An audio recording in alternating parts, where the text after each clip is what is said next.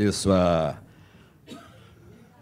Rosângela, porque já praticamente cobriu tudo o que nós pretendíamos, mas como eu queria continuar um pouquinho, completar, e eu vou, então, ficar com essa segunda parte. Mas, assim, está tudo na mesma linha. Na verdade, nós não, vamos dizer assim, não combinamos um pouco, mas assim, não modificamos basicamente os nossos projetos, apenas convergimos para que não houvesse repetição.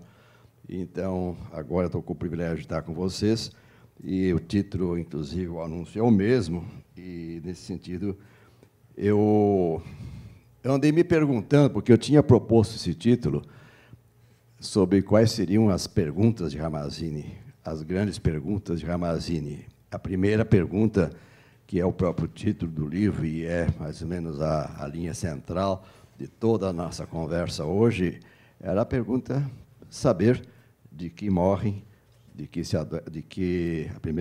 adoecem, de que se incapacitam e de que morrem os trabalhadores. O título do livro era esse, As Doenças dos Trabalhadores. Lembrei-me depois de um outro livro, que talvez todos vocês conhecem ou deveriam conhecer, que tinha um título parecido, que é do ano 84, de que adoecem e morrem os trabalhadores, que é um livro publicado Val Pina Ribeiro e Francisco de Castro Lacaz, que foram os organizadores. Esse livro está esgotado, mas ele tem, na verdade, uma obra coletiva, e tem cerca de 20 autores, quase todos os autores ainda estão vivos, e o livro é de 84. Vocês podem situar o contexto de 84, lembrando um pouco de 85, a Conferência Nacional de Saúde, a Conferência de Saúde do Trabalhador, o ambiente pré-constituição, o ambiente pré-constituinte, depois a Lei da Saúde, quer dizer, essa segunda década, a década, inclusive, considerado 85 como o ciclo de encerramento da ditadura, é uma época de grande participação popular, é uma época de grande movimentação dos que lutavam pela saúde, do Partido Sanitário, de todos os movimentos sociais, na época pré-constituinte, e depois até chegar à Lei da Saúde, que é 90. Esse segundo período de 84 em diante, estamos em grande agito, aliás, a década toda. Mas o livro tem o título do mesmo livro de Ramazzini. E temos também um livro de 93, que é uma das perguntas de Ramazzini, que agora há pouco ainda foi feita pela Rosângela. Isto é trabalho de gente? É um livro que traz de Ramazzini as descrições das condições de trabalho, um livro que traz a descrição do adoecimento, nesse chamado método de Ramazzini, que inclui as visitas aos locais de trabalho, inclui a pergunta inicial, que é o que ficou, talvez, como mais fortemente associado ao Ramazzini, que era quando ele diz para o médico, quando você vai atender um trabalhador ou uma trabalhadora, além de perguntar por que você está aqui, perguntar o seu nome, você já tinha me dito hoje de manhã. Maria Lúcia Gonçalves. Bem, além de dizer isso, por que você veio aqui para a consulta? Bom, você não veio, mas você poderia dizer, estou com dor em algum lugar. A pergunta seguinte seria, qual é a sua profissão? Assistente social. Isso foi o ensinamento de Ramazzini. Há que perguntar logo no começo, depois do nome, e depois... e antes disso, ele mandou que eu sentasse no banquinho, né, e desse a mão para você, como eu fiz hoje de manhã quando você chegou. Você lembra, né? Porque hoje os médicos não estão nem olhando para o... nem vão só digitando, né? Digitando, e já vão entregando uma lista de exames, pedido de exames, assim, para começar. O começo é o pedido de exames. Ramazzini disse, não, vamos conversar primeiro, né? E o Ramazzini, na verdade, mandou perguntar, e essa é uma observação interessante, ele mandou perguntar qual é a sua profissão. Sou assistente social, mas, para você já me perguntar, a minha profissão anterior, eu fui telefonista há muitos anos, A última empresa que eu trabalhei 20 anos como telefonista. Então, é uma profissão que é muito, assim, acidente, então, de audição, você sabe que é uma profissão que não é muito valorizada. Obrigado. Ô, Renê, Oi. posso dar um pitaco ligeiro? Sou eu. Platão, 5 séculos antes de Cristo, já descreve a diferença dos médicos no tratamento dos escravos e dos cidadãos. Então, ele dizia, com o escravo, o médico mal fala, faz poucas perguntas e já vai logo metendo a mão e dando algum medicamento. No cidadão, não, ele tem que conversar muito, convencer o cidadão de que ele está com a hipótese certa e convencer o cidadão de que ele tem que tomar aquela medicação. Então, ele já aponta essa diferença radical no tratamento, no relacionamento. Muito obrigado pela observação. Eu fiz esse parênteses da perguntar da profissão e, logo em seguida, você foi um bom exemplo. Bom, todos, e eu também sou um exemplo nesse sentido, de que, depois de Ramazzini, começou a ficar... Na época de Ramazzini, os artífices das profissões eram eram transmitidas de pai para filho, quase todos tinham a mesma profissão. Então, perguntar se você é joalheiro é porque o pai tinha sido joalheiro, o avô tinha sido joalheiro, e ele era joalheiro, ia ser joalheiro até o fim da vida, e o filho também seria joalheiro. E até por razões até corporativas e, enfim, da prevalência na época. Logo em seguida, né, se você lembrar que Ramazzini escreveu o livro em 1700 e viveu até 1714, nós já estaremos entrando no começo da assim chamada primeira Revolução Industrial na Inglaterra, que normalmente é dada a data de 1760, 1730, 1750. Há uma referência, vamos dizer assim, exatamente na metade do século XVIII, e quando começa a haver, então, migrações, o êxodo rural, o êxodo que vem para as cidades, especialmente na Inglaterra, a Revolução Industrial, então as pessoas vêm para as cidades e deixam as suas profissões, deixam suas atividades que exerciam e vão exercer novas atividades. E é nesse contexto que vai surgir uma situação, uma referência complementar a Ramazzini, que eu atribuo sempre a Percival Pott, que foi um médico, um cirurgião inglês, que recebia muitos pacientes, isso por volta de 1750, por aí. Ele recebia muitos pacientes, homens, que iam para o seu consultório com lesões na região genital masculina, e que graves, sérias, e que os médicos da época, invariavelmente, diziam que eram doenças venéreas, né? Falaram há pouco aí do mal gálico, outras denominações da sífilis e de outras doenças sexualmente transmitidas ou transmissíveis, e então era invariavelmente isso o diagnóstico. Ele, que era leitor de Ramazzini, ele começou a perguntar a profissão, só que ele agregou o que hoje é importante lembrar, que não basta perguntar só a profissão, já foi lembrado aqui, não basta perguntar a CBO, tem que também perguntar onde exerce a profissão, né? Há pintores que trabalham no teto de um prédio, há pintores que trabalham em porão de navio, há pintores que trabalham em todo lugar. Então, dizer que é pintor é um código da CBO, vai ter que situar onde é. Mas Pott disse, espera aí, você hoje é assistente social, mas me conte o que você foi antes, e o que você foi antes, desde a primeira coisa que você... Primeiro trabalho seu, na época, digamos, aos 8 anos de idade. Bom, eu não estou perguntando agora para você, mas ele começou a perguntar.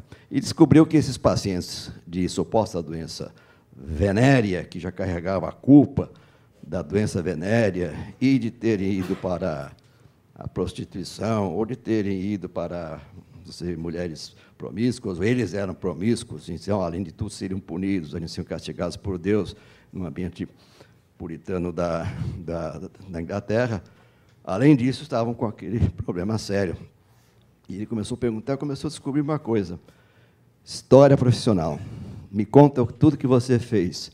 Aí, eles tinham em comum, todos, o fato, todos, de terem começado a trabalhar com mais ou menos 7, 8 anos de idade como limpadores de chaminés. E eram os meninos que entravam dentro da chaminés no verão, quando desligava a lareira, o aquecimento, e iam fazer raspagem e limpeza da chaminé, e que eles tinham que ser menino pequeno, eles entravam mesmo, eles eram praticamente a bucha principal de entrar e sair dentro da chaminé, com uma espátula e vassouras, enfim, para limpar a chaminé. Todas as casas chamavam os meninos para limpar, para começar a preparar tudo para o próximo aquecimento, próximo inverno. E eles, então, na verdade, ele descobriu que eles tinham para poder entrar, tinham que ser muito novos, magros, e tinham que esfregar, e eles praticamente se esfregavam dentro da chaminé, e que ele suspeitou que isso aí fosse associado à fuligem da chaminé, e que era, na verdade, um câncer, um epitelioma grave de escroto, da pele, da bolsa escrotal, e que aquilo não era venéreo, aquilo era relacionado ao trabalho, um câncer decorrente do trabalho, ao trabalho, vamos dizer, associado em função de anamnese ocupacional ou profissional, e não de profissão atual. A profissão atual não tinha nada a ver com a doença que eles tinham, até porque era uma doença de longa latência, 10, 15, 20 anos, e eles estavam com 40 anos, mas eles tinham em comum o fato de, quando tinham 8, estavam trabalhando. Então, a mudança de Ramazzini para Pott é que Percival Pott, ele transforma a pergunta qual a sua profissão em qual a sua história profissional. E eu disse, você falou que foi telefonista, né? E eu vou dizer que eu comecei com 12 anos como pedreiro, assistente, como auxiliar, servente de pedreiro por 2 anos.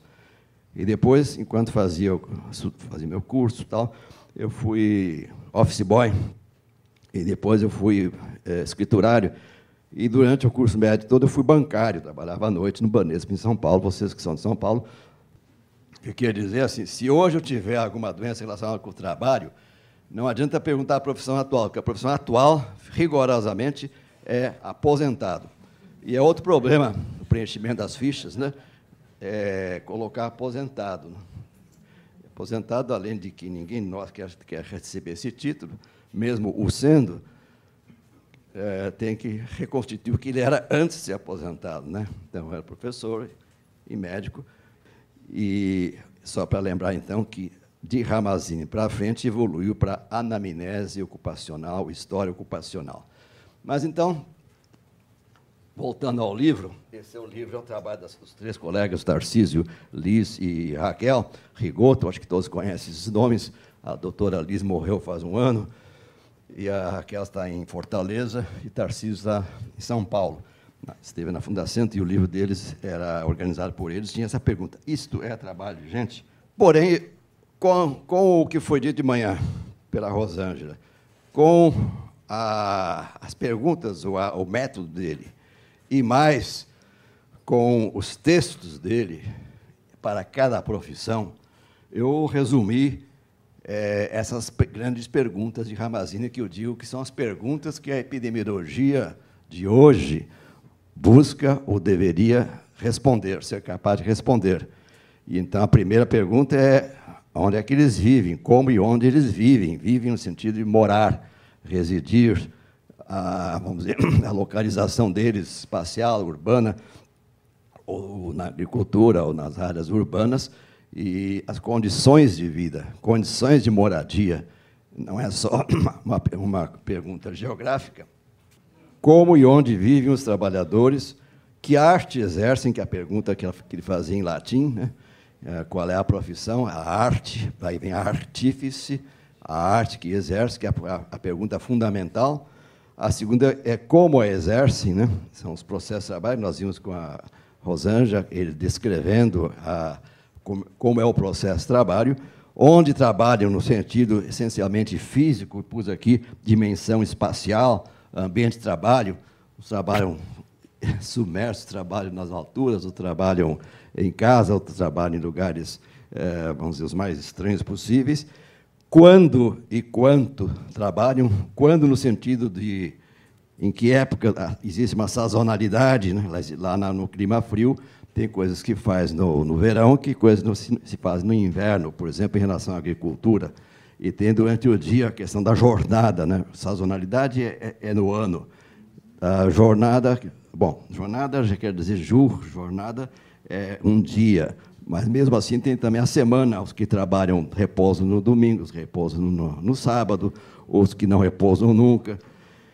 E durante o dia, os que trabalham de dia, os que trabalham à noite, e também a duração da jornada. A configuração do tempo também significa, por exemplo, tem uma jornada de taxista que me trouxe hoje, ontem, em São Paulo, trabalha 16 horas por dia para pagar a prestação do carro, 16 horas por dia. E eu conheço alguns que trabalham 18 horas por dia, e alguns que têm 2 empregos ou 3 empregos, também na área da saúde. Jornada de 6 horas, jornada de 6 horas, dupla jornada. Essa descrição é uma pergunta básica da epidemiologia também. E, naturalmente, em função dessas variáveis anteriores, a pergunta é: e esse povo? De que adoece, de que se incapacita e de que morre? E eu sempre gostaria de lembrar que, e é um reforço, de alguma forma também um ajustezinho, vamos dizer assim, que da epidemiologia de Ramazzini, ele tomou a profissão como indicador de classe social. Na verdade, vamos dizer assim, a profissão significava classe ou subclasse social. Então, ele mesmo várias vezes disse, depois, não tinha esse nome, com esse nome, que foi um nome mais consagrado a partir de Engels e de Marx, e depois com Max Weber, mas assim, a classe social é um conceito essencialmente desenvolvido por Marx e pelo marxismo. E depois muito, vamos dizer assim, trabalhado, mas o que os historiadores da saúde consideram é que profissão, como é a abordagem, aquelas 54 profissões, eram, na verdade, proxio, eram uns indicativos, indicadores de classe social. Dizia tudo. Quem era coveiro já podia dizer que estava na hierarquia bem lá embaixo, né? Abaixo da terra, né? Era lá embaixo a posição dele. E havia os literatos, os escribas, havia os militares, havia categorias, vamos dizer assim, mais consideradas socialmente mais valorizadas. Tem até as doenças de profissões da saúde, e vamos dizer, dos literatos, dos que escreviam, dos que liam, inclusive dos pensadores, dos filósofos, dos poetas, que diz ele que ficavam a noite toda pensando, para ver se baixava uma inspiração, né? E como não existia frontal, tomava um remédio para dormir, então eles achavam que, quer dizer, passavam a noite inteira para ver se vinha uma inspiração, e às vezes vinha à noite. Eu, então, vou fazer mais um slide para dizer que, basicamente, a ideia de epidemiologia, do epidemos, né, já que estamos falando em grego, em latim, qualquer língua a gente está falando aqui, o epidemos é o epi em cima, sobre, né, epiderme. Epiderme em cima da pele, né? Epi. E o demos pode ser tanto o demônio, mas o demônio normalmente é o povo. Demos é aquilo que é o coletivo, né? É o coletivo. Então, é de povo, né? E então, epidemos, a epidemiologia. Logia é logos, né? O estudo de aquilo que acontece sobre o povo, ou no povo, que tem basicamente 2 pilares. O povo, né, um grupo coletivo, e o coletivo aqui, se contar, não sei, deve ter 20, 22, 24 pessoazinhas ali. Aparentemente são todas iguais, mas já dá para ver que são um pouquinho diferentes, né? Mas aqui tem diferença, pelo menos, na cor. Mas, quando eu penso em é a abordagem clínica individual, ou abordagem individual. Quando eu penso no coletivo, pode ser uma abordagem epidemiológica, né? Esse coletivo aqui, que deve ter umas 60 pessoas aqui, então já estou no coletivo, e esse coletivo é muito heterogêneo, né? Muito heterogêneo. Felizmente, né? Não são todos iguais. Segunda etapa é comparar grupos dentro. Se aqui tem 24 pessoas, digamos que fossem, aqui nós temos já 3 subgrupos desses mesmos. São os mesmos que estão aqui, mas foram organizados, reorganizados, agrupados em função de algum critério. E aí vem a pergunta: que critérios eu posso utilizar para dividir os 24 em 3 grupos? Profissão, quem falou? Um grupo de assistente social, eu e ela. Ali de... Vocês dois? Fono, né? Então, é o grupo aqui na... Muito bem. Por profissão, muito bom que você já está influenciado pelo Ramazini e pela Rosana. Mas podia ser por idade, né? Por idade, por exemplo, até... Vamos fazer 3, até 30, de 30 a 60, e de 60 a 90. 60 a 90 só tem um... Não, não vai embora, não vai embora. 3 grupos. 3 grupos. Mas os grupos são mais ou menos homogêneos, né? E então pode ser que a distribuição etária. Poderia ser por gênero, pessoal. Mas aqui pode ser por profissão, pode ser por idade, poderia por gênero, claro que eu não acredito que seja a distribuição tão igual de 8 para cada grupo, né? Mas vamos dizer que fosse. Poderia ser por numa planta de trabalho, numa unidade, num local de trabalho, dividir por área A, área B, área C, fisicamente dividiu, passou uma linha aqui, passou uma linha ali. Então, nós temos 3 seções diferentes, espacialmente, né? Espacialmente. Ou então, dizer assim, não, é um trabalho contínuo, por exemplo, serviço de saúde, 3 turnos.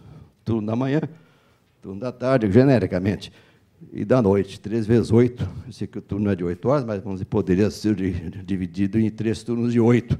Então, isso aí é epidemiologia, compara o turno A com o turno B, ou com o turno, a turma da manhã, com a turma da tarde, com a turma da noite. Vai dar diferença?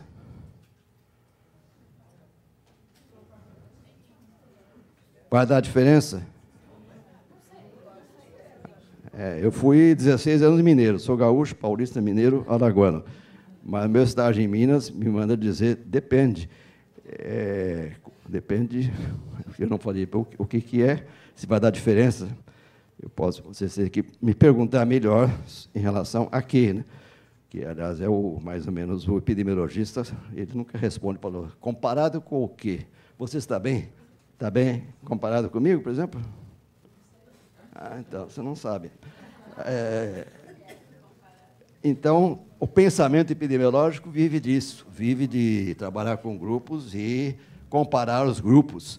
E daí Ramazini primou, e por isso nós temos tanta ênfase em Ramazini, porque ele foi um epidemiologista, quer dizer, ele não nem se rotulou assim, considera-se que o pai da epidemiologia fosse Snow, John Snow, 100 anos depois, mas, no nosso entendimento, o raciocínio dele foi epidemiológico, porque ele comparou primeiro as profissões, todas entre si, mais de 50, segundo, classe social, direta ou indiretamente, ainda que não tivesse a clareza, vamos dizer assim, do pensamento de classe social, até porque também essa caracterização, vamos dizer assim, classe social, ela evoluiu na história em função da própria evolução do Estado e da sociedade, e ele introduziu, então, uma variável, que é a classificação segundo ocupação ou profissão. E agora eu já fiz o remendo, não basta dizer a profissão, tem que dizer também onde exerce a profissão. Eu sou médico, mas eu posso ser um médico legista que trabalha no IML, Félix Pacheco, como é que chama aqui o instituto? Félix Pacheco. E assim nós estamos com as possibilidades de ter que classificar não só pela profissão, ocupação, local e história profissional. Dito isto, aqui, dessas perguntas que de Ramazini, aí tem exemplos de 3 perguntas, não de todas. Bom, pessoal, não é uma coisa muito rígida, nem muito estressante, nem... vocês percebam que tem 3 blocos aqui, ó. Tem um bloco 1, que é o mais longo, que é este bloco da pergunta chamada dimensão espacial ou do lugar. Esse aqui, onde? Onde? Tem uma página e meia, dois lados aí e meio. Depois tem quando ligados ao tempo, tanto o tempo que eles trabalham, quanto o tempo que eles vivem. E, por último, tem um pouco do adoecimento deles. O que eu vou pedir a vocês, escolham uma profissão em uma desses atributos, diz aqui, de que adoecem e morrem. Então, por exemplo, aqui, marinheiros, olha que coisa linda, marinheiros e remeiros. Os marinheiros e todos aqueles operados na navegação, por causa de algum elemento sideral que é ignorado, envelhecem raramente, suportando as inclemências do mar, como os que vivem nos exércitos. Marinheiros, vejam marinheiros aqui, que beleza, no grupo 2, questão do tempo.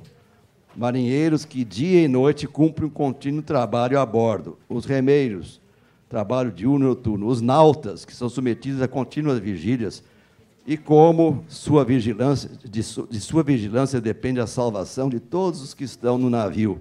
Eles mal têm tempo de conciliar o sono, caso deles se apodere a tristeza, da qual sofrem, mesmo dormindo. Os marinheiros, postos de pé do céu e do mar, dos ventos, e aos mil inconvenientes que traz consigo a navegação, passam a sua vida no mar.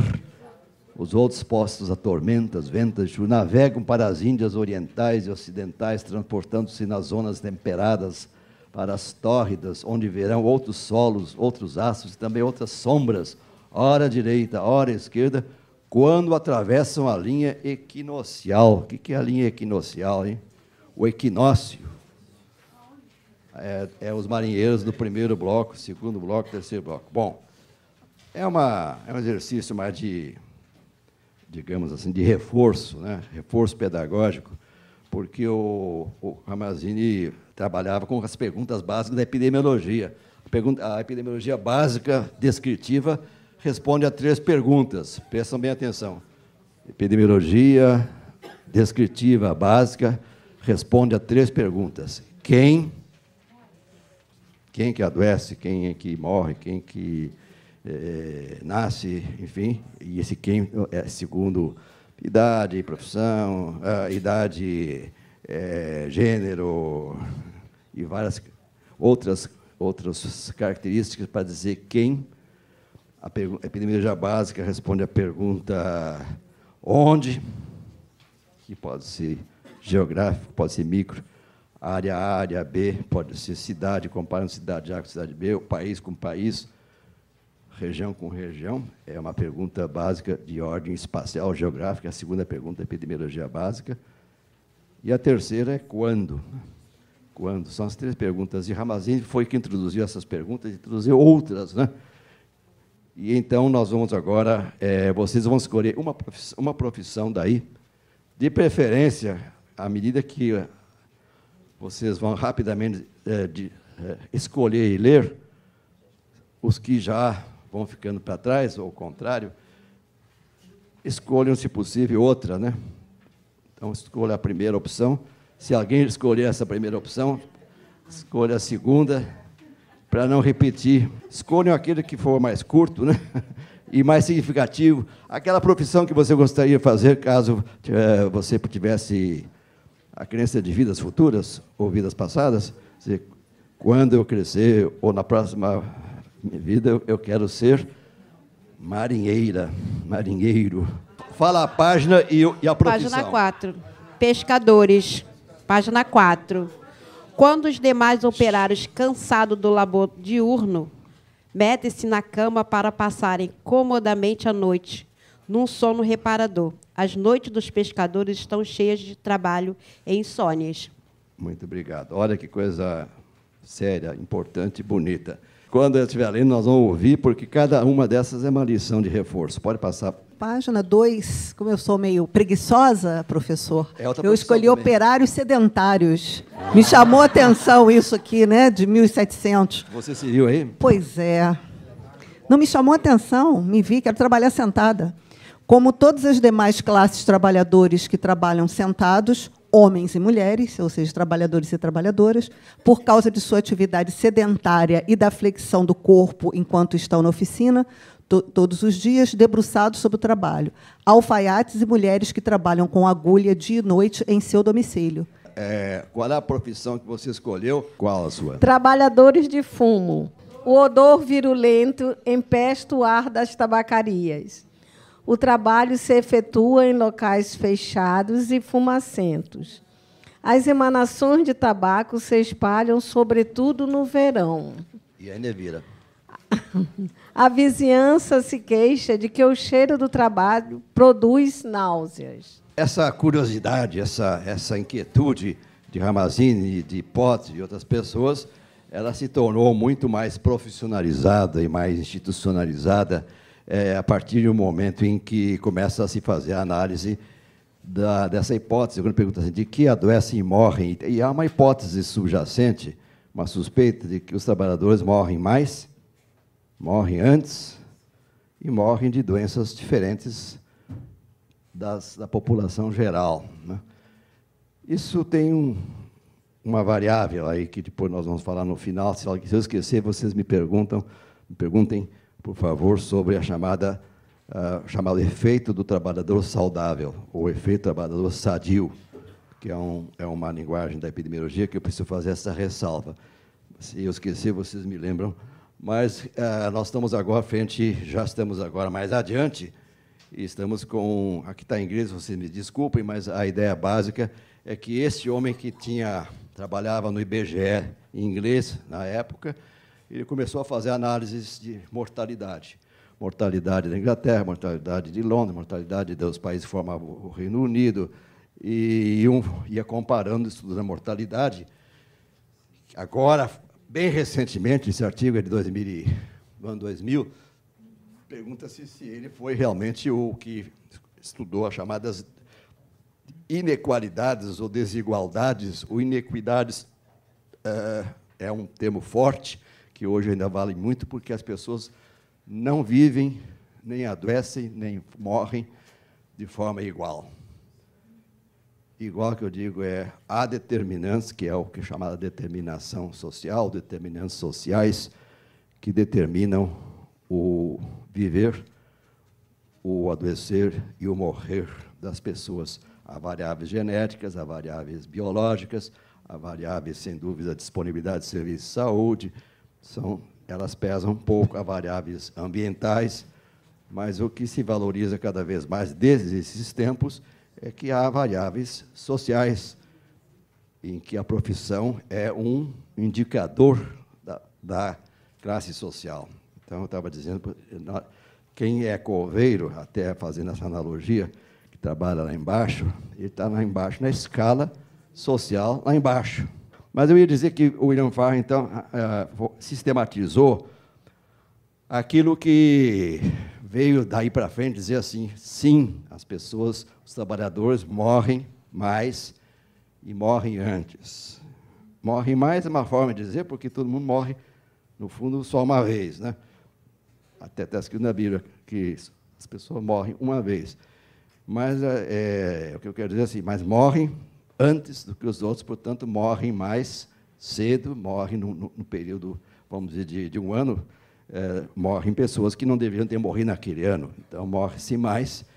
E ele mostrou isso, mostrou justamente, que lá na Cornualha mostrou, por faixa etária, vejam, os que iam morrendo, e ele fez um cálculo simples em cada 1000 durante o ano, média anual. Então, os mineiros morriam dessa forma e os não mineiros morriam dessa forma. A frequência, comparando as frequências, isso pode ser visto tanto no sentido assim de que vai aumentando a mortalidade, o que é mais ou menos esperado, né? Porque a pessoa vai envelhecendo e vai morrendo, né?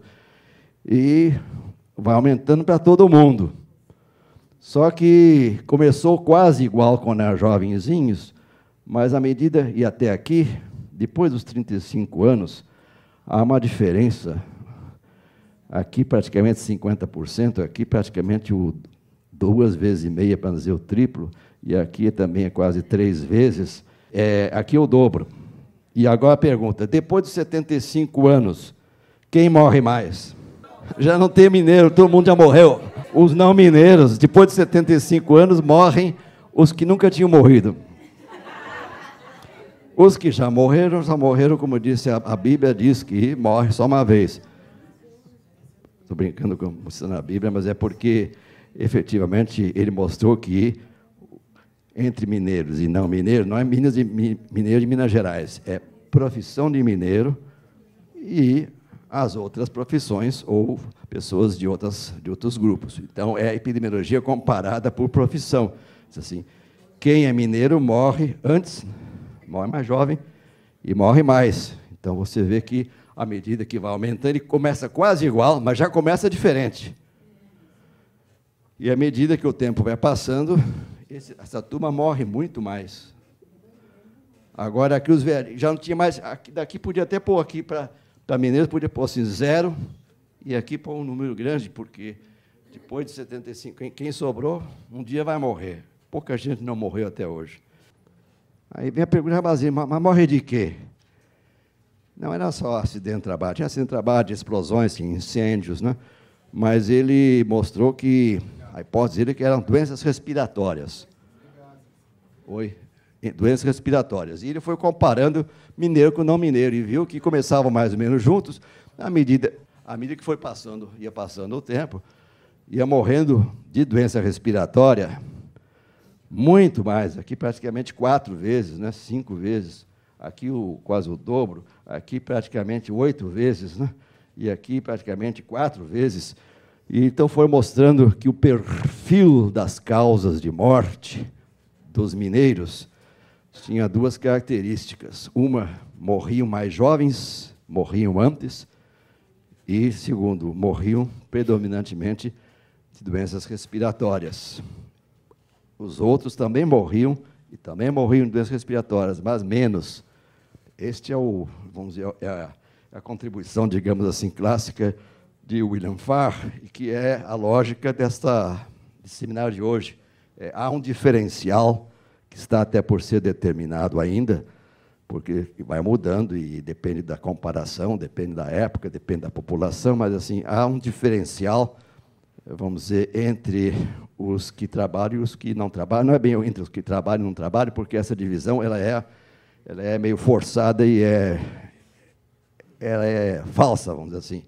Mas, dependendo, então, das categorias, das profissões e das classes sociais, há um diferencial de adoecimento e de mortalidade, e que foi, vamos dizer assim, se refinando nos estudos, né?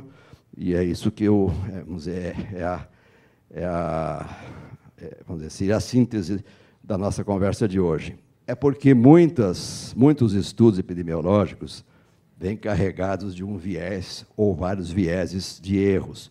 O erro principal é que, e chegam a conclusões, obviamente, portanto, equivocadas, é porque, quando se compara, por exemplo, a própria mortalidade, mas pode ser adoecimento também, de pessoas que trabalham, digamos, trabalhadores vamos dizer, da indústria, vamos dizer assim, genericamente, com a população geral, vários epidemiologistas, e principalmente os médicos e profissionais de saúde dessas indústrias ou desses ramos de atividade, conseguem demonstrar, por exemplo, que essas pessoas adoecem menos e que morrem menos, são mais saudáveis do que a população geral, e daí vem a tese primorosa do capitalismo, que é justamente o trabalho faz bem para a saúde. Veja que eles morrem, são mais saudáveis e morrem, vamos dizer, mais tardiamente.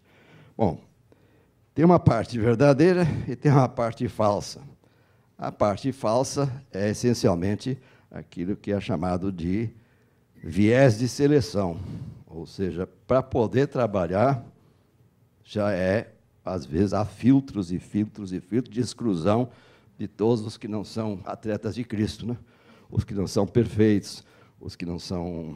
Ainda mais agora com o NTEP, as empresas estão, vamos dizer assim, ainda mais com o desemprego, então, há um rigor muito grande para que só entrem pessoas super saudáveis. Então, esse é um viés de seleção na entrada, diga. Nós estamos passando esta fase no município, né?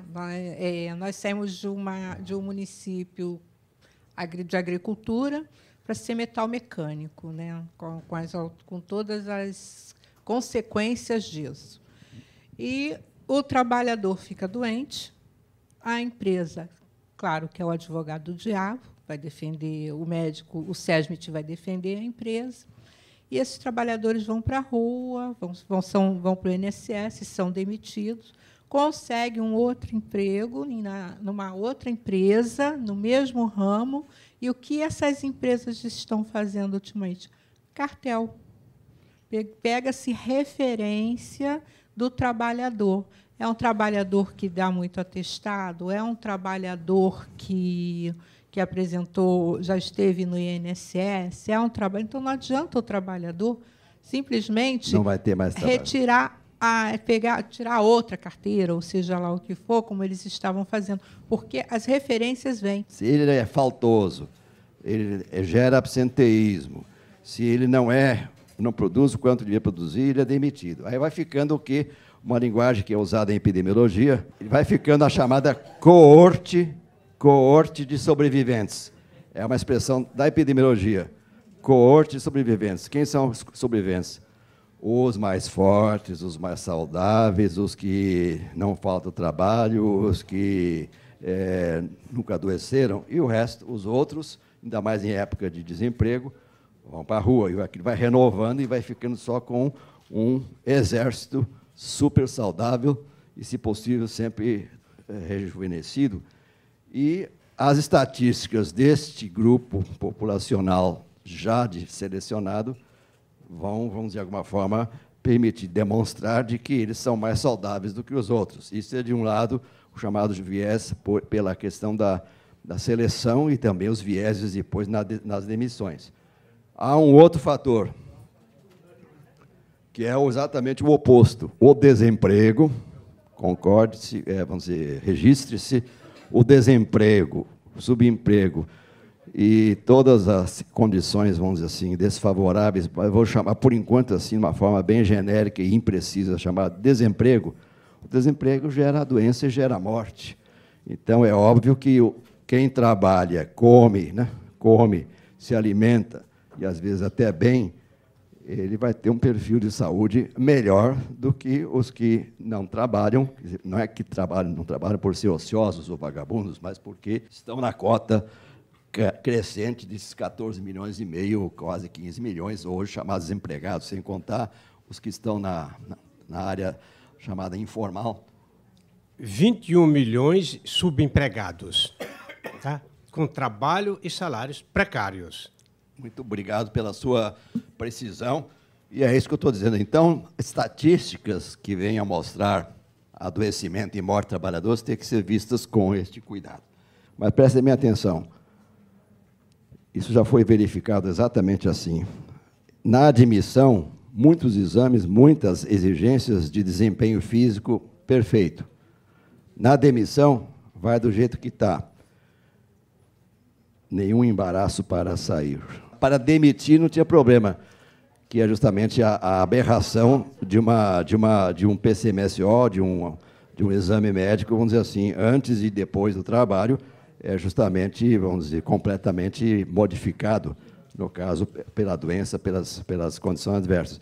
E lá serve para ser demitido, mas não serve para ser admitido. Na própria empresa que ele foi demitido, se ele amanhã se representar, ele não vai ser admitido. Mas isso no caso individual. No caso coletivo, é justamente isso que eu estou falando do lado epidemiológico. Bom, eu trouxe uma pessoa conhecida de vocês, amigo de todos, ou de quase todos, né?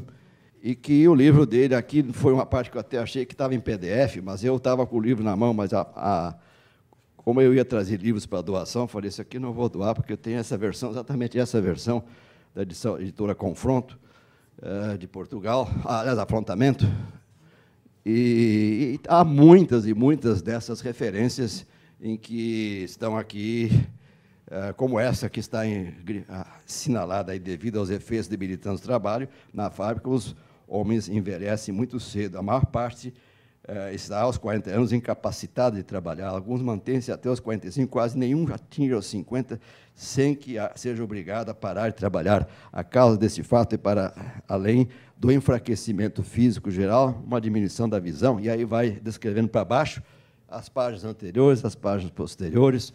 Quem quiser ver uma obra que tenha a visão epidemiológica e, essencialmente, da epidemiologia social, das causas sociais, da determinação social, lê não um livro de epidemiologia, mas o livro clássico, que é esse, A Situação da Classe Trabalhadora em Inglaterra, que poderia ser de qualquer outro lugar, inclusive de hoje, lembrando aquele slide que eu mostrei no começo, passou, este, de que adoecem e morrem os trabalhadores, igualzinho. Mudou o perfil dos trabalhadores e das trabalhadoras.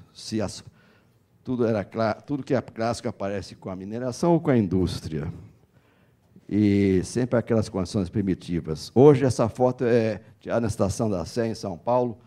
Mas o que eu mostrei é aquele povão todo, não está indo para o jogo, não. Aquele povão está indo para trabalhar. São trabalhadores e trabalhadoras. E aí vem a pergunta, mudou o perfil? Mudou o perfil, sim, sem dúvida, dos trabalhadores e das trabalhadoras. E então nós vamos dizer, e agora, de que eles adoecem, de que eles morrem, de que eles se incapacitam? E eu tenho uma pergunta anterior a isso. Quem é trabalhador nessa multidão aí? Eu vou começar perguntando para vocês aqui. Quem é trabalhador ou trabalhadora aqui? Como você se vê? Na verdade, o que eu quero dizer é o seguinte, eu tenho uma certa dificuldade, os epidemiologistas e os que trabalham com saúde hoje têm uma dificuldade de caracterizar, quando diz assim, de que adoecem e morrem os trabalhadores. É uma pergunta forte, né? Mas eu vou ser sincero para vocês. É muito difícil de hoje você caracterizar, dizer assim, genericamente, até porque o próprio conceito de trabalhador, que está hoje na Política Nacional de Saúde do trabalhador e da trabalhadora, assim é a política. Lembra o que está escrito lá? Tem alguém que lembra o que tem aí o texto? O que está escrito lá? Os que trabalham no Sereste sabem isso de cor salteado. Mas é um parágrafo que eu digo assim, como se fosse uma alforria, uma promoção para dizer assim, todo mundo é trabalhador. E aí vem o revés disso, é assim, e como é que eu posso sair, então, dessa questão de separar uma epidemiologia ou uma saúde do trabalhador e da trabalhadora de uma outra saúde, de que seria de quem? Dos que não trabalham? Alguém admite que não trabalha? Até eu, aposentado, trabalho mais do que trabalhei a vida toda, até hoje, embora rotulado oficialmente aposentado, inativo, que é pior, se tem alguma coisa que a gente fica incomoda, é chamar de inativo. Né? Então, ó, Portaria 1823, Política Nacional de Saúde do Trabalhador e Trabalhadora. Artigo 3º. Todos os trabalhadores, homens e mulheres, independente de sua localização, urbana ou rural, de sua forma de inserção no mercado de trabalho, formal ou informal, de vínculo empregatício, público ou privado, assalariado, autônomo, avulso, temporário, cooperativados, aprendiz, estagiário, doméstico, aposentado ou desempregado são sujeitos desta política. Eu estou fazendo essa provocação porque nós vamos ter que fazer, na verdade, voltar a fazer uma estratificação. Dizer, se todo mundo é trabalhador, mas nem todo mundo adoece e morre igual, e a profissão é um determinante, o emprego, a profissão, o trabalho, é um determinante social importante da saúde e da doença, ou da saúde barra doença, nós vamos ter que, então, refinar essa informação. Dizer, aí é que vem Ramazzini, em que trabalha, o que faz, aí vai ter que fazer uma estratificação por classe social, ou por profissões manuais, ou por profissões, ou já houve várias classificações, né? Urbano, rural, e é uma provocação que eu devolvo para vocês. Eu não tenho uma resposta, só quero dizer assim, é difícil você fazer um nexo, digamos assim, causal entre o trabalho e o adoecimento e a incapacidade e a morte Ainda mais lembrando que o trabalho de hoje é diferente de Ramazzini. Ramazzini era assim, você é coveiro e vai ser coveiro até chegar na cova, enterrado por você mesmo. Ou o colega seu vai lhe enterrar. Mas, com a dinâmica toda e com aquela multidão toda, todo mundo é trabalhador, nós vamos ficar complicado, de alguma forma, saber se nós não usarmos algum tipo de refinamento. Ramazzini dá umas pistas, mas é algumas fontes onde você encontra um pouco sobre isso que estou falando.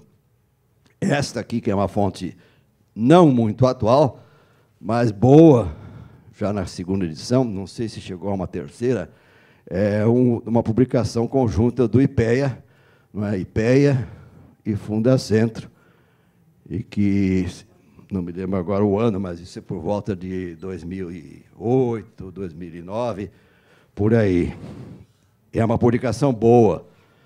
Ela descreve o que cada setor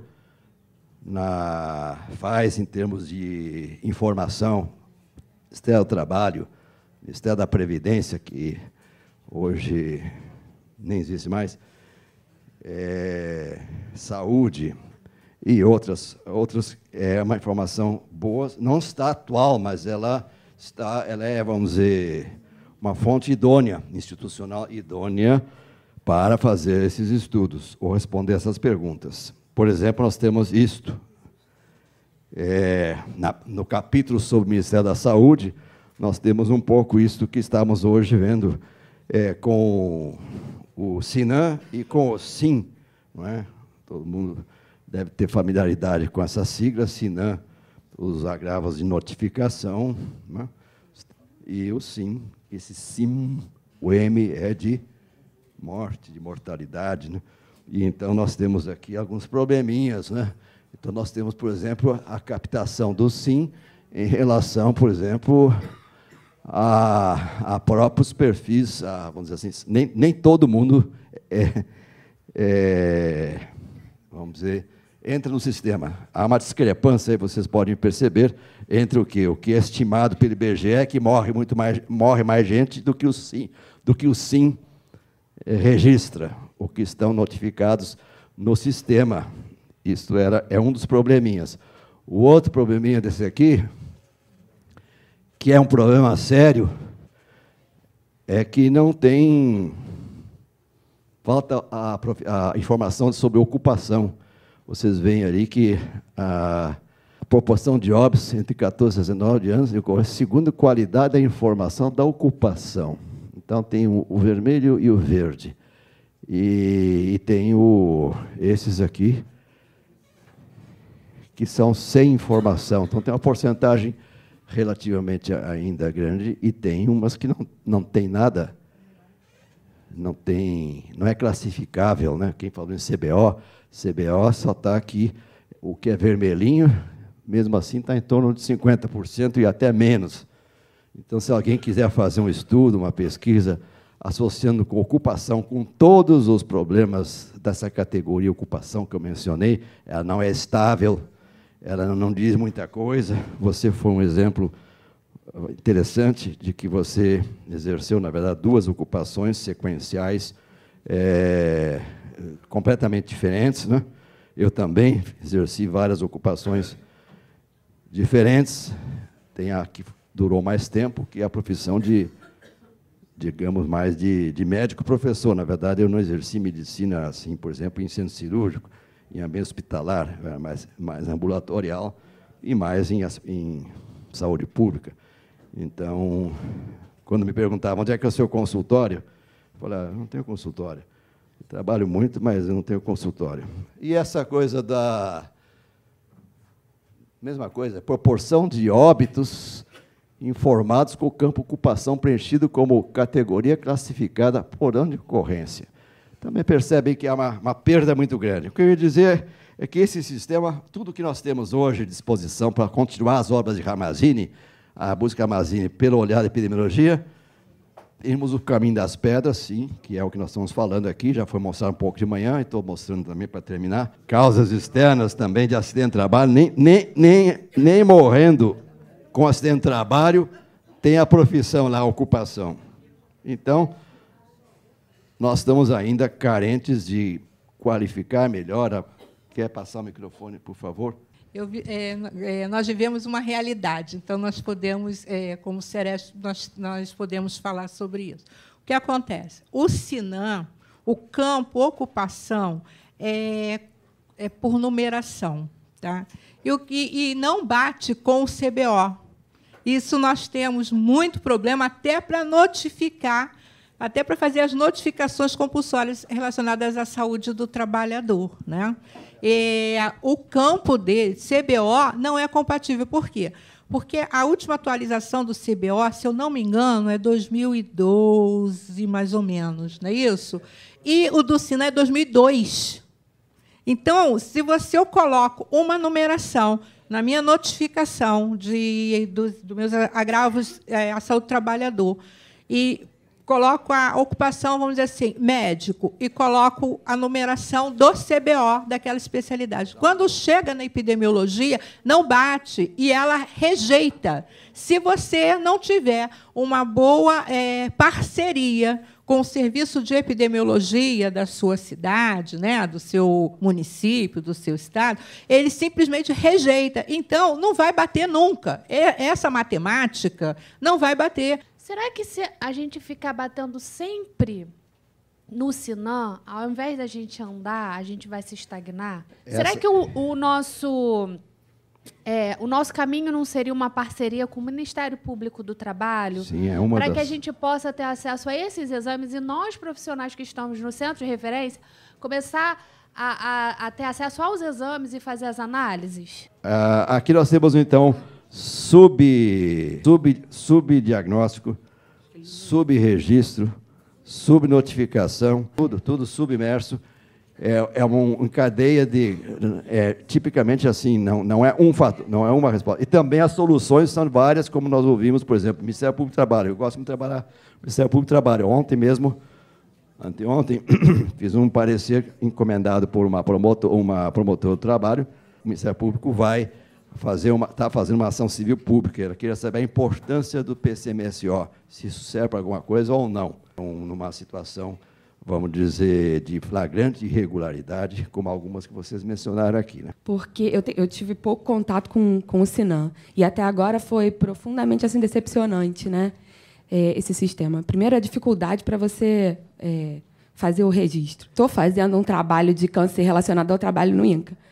E aí, assim, para eu notificar os casos que eu considero suspeitos, e os casos suspeitos podem ser notificados, para eu fazer isso, eu tenho que ir passando de mão em mão, e a chance disso se perder é muito grande. Então, chegar a informação lá no final é difícil, já dificulta. E a outra coisa é assim, como pode? Eu estou tentando fazer um trabalho relacionado a isso e eu não tenho acesso aos dados. Isso é um absurdo. Tá? Então, é só isso uma provocação. São perguntas, primeiro, assim, muito sérias. Ao mesmo tempo, eu me sinto, vamos dizer, incapaz de responder, até porque eu não sou autoridade sanitária, já fui. Como eu um dia trabalhei no SINAM, é exatamente como você está colocando, e eu vou fazer o pedido que eu fazia quando estava lá. Escreve isso, encaminha, para que isso seja conhecido por todos os níveis do sistema, porque isso que você está dizendo já está investigado, viu? É isso mesmo que acontece. Que bom que você está confirmando e que esse assunto está aqui na pauta. Eu disse a vocês que alguém que está fotografando pode fotografar, vai estar na apresentação, mas esta também é uma fonte importante do DIESE, que saiu no ano 2015, aliás, saiu em 2016, né? Os dados são relativos até 2015, classificação das 20 ocupações com mais desligamentos por falecimento, decorrente de acidente típico e respectiva taxa de mortalidade, relativa ao ano 2014. Então, vocês percebem, motorista de caminhão que morre mais, mas tem outros que morrem também muito.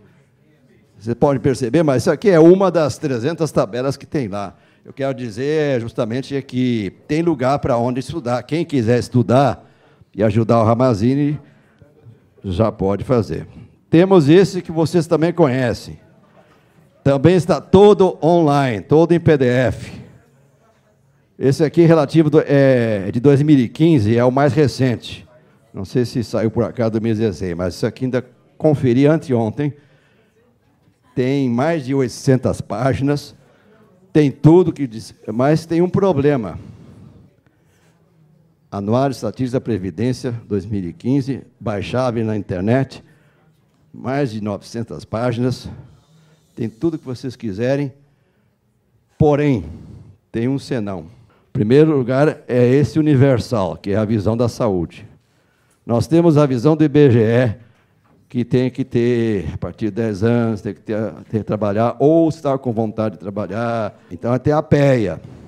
Depois da PEA, tem os que efetivamente estão trabalhando, que estão considerados trabalhadores formais ou informais, que é um subgrupo da PEA, que é a PEA ocupada. Depois você tem, então, por último, com carteira ou sem carteira, e tem também os empregadores, tem os militares, tem os servidores públicos, etc. Mas os que estão aqui, quais são? Ali normalmente o pessoal que está com registro. Né? Com registro, que estão no sistema da Previdência. É verdade que a Previdência, nos últimos anos, cresceu muito, a base da Previdência, nos últimos, justiça seja feita, governo Lula e primeiro governo Dilma, houve um crescimento muito grande de categorias trabalhadoras que aumentaram a base da Previdência, que hoje estava, acho que esse aí está com 60 ou com 80 milhões, é um número muito grande. Certo?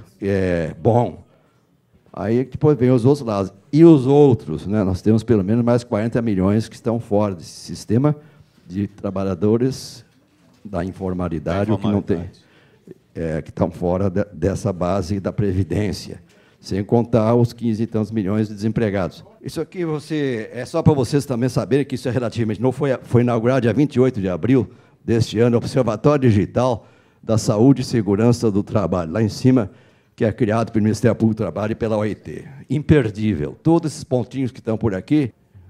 E aí, agora, Campo Grande, Mato Grosso do Sul. Então, aqui nós estamos com os dados de o que está acontecendo lá, 35 ocorrências em menores de 18 anos, 68 mortes, e assim por diante. Nós temos o Brasil inteiro. Brasil inteiro. Isso foi aberto dia 28 de abril.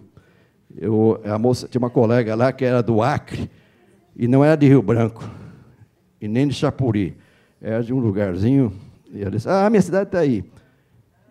Clicou e abriu a cidade dela e revelou uma coisa muito séria lá, com o pessoal que trabalha com madeireiras. Esse Observatório Digital de Saúde no Trabalho, que está lá em cima, escrito Observatório Digital de Saúde e Segurança do Trabalho, isso, obrigado.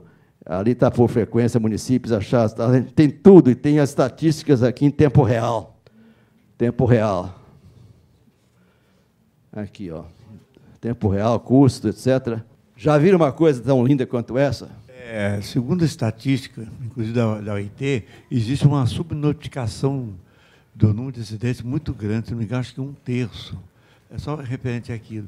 E também outro detalhe que eu notei daquela tabela lá dos mineiros, né? Isso. Que muitos morrem já com a idade avançada e bem maior do que não mineiros, porque a doença, né, pneumoconiose, ela vem a longo prazo. Eu não sei se eu deduzi isso aí.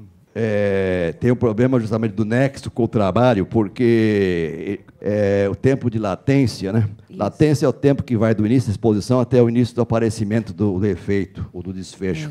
Então, quem se expôs, por exemplo... É uma média de 10 a 20 anos, mas pode chegar até muito mais que isso. Né? 30, por isso, o estabelecimento de nexo é difícil. Isso. Por isso que tem que fazer a história do pote, tem que fazer a história completa. Se alguém tem interesse por este mundo, e não pelo vindouro, World Employment Social Outlook é uma ideia da questão do trabalho na perspectiva preparada pela OIT. Esse aqui é de 2017, Trends, tendências, Outlook no sentido de uma vista geral. É uma vista geral, vamos dizer assim, um resumão da situação mundial relativa ao emprego, Employment Social Outlook. Então, aí dentro também tem a situação dos acidentes de trabalho, das doenças, na perspectiva vista pela OIT. E, por último, esta, que é da irmã da OIT, que é a WHO, que é a Organização Mundial de Saúde. A Organização Mundial de Saúde, também você tem aqui tudo o que quiser, na perspectiva da saúde. No mundo é assim também, que nem no Brasil temos a saúde e o trabalho, no mundo, nas agências internacionais, a mesma coisa.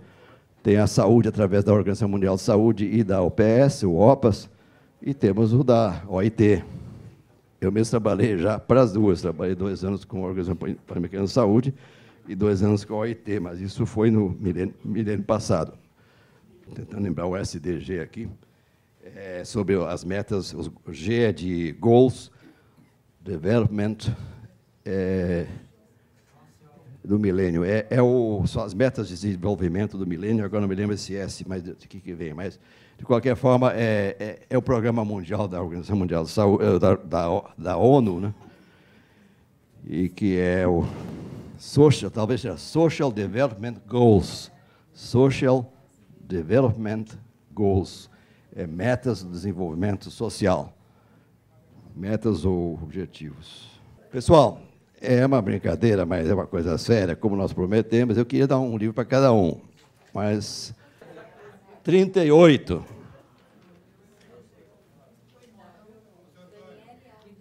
Márcia Vieira.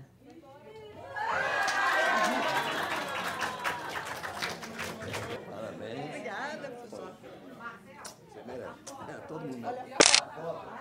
Quero agradecer a presença de todos, especialmente do doutor Renê, professor Renê. E muito obrigada, professor. E a professora Rosângela também. Qual professor Renê, professora Rosângela.